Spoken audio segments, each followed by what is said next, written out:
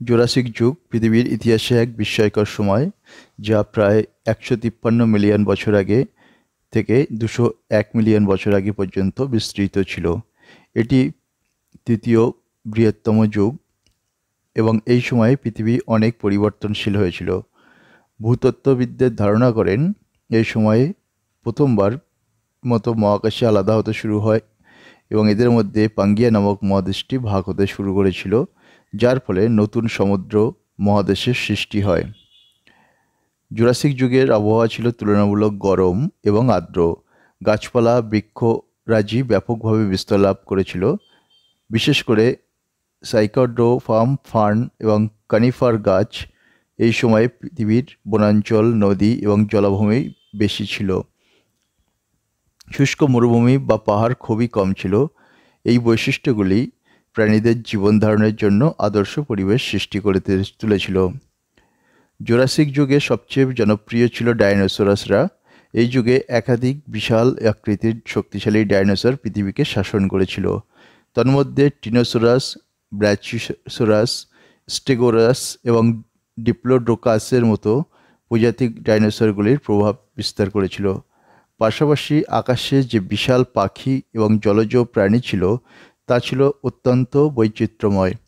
এই প্রাণীদের বেঁচে থাকার জন্য যে পরিবেশ প্রয়োজন ছিল তা এই সময় পৃথিবীতে পূর্ণ ছিল।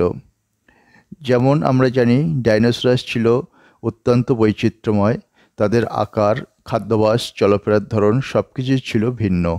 কিছু ডাইনোসরাস ছিল নিরামিষভোজী, যেমন ব্রাচিওসারাস, যারা বৃক্ষরাজি খেত।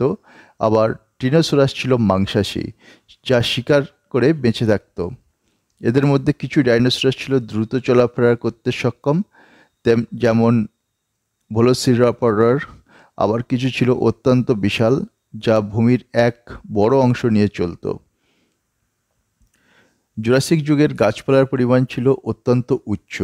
এই সময়ে অন্যতম প্রধান উদ্ভিদ ছিল সাইকাডোফাইট, যা ডাইনোসরাসদের প্রধান খাবারের উৎস ছিল।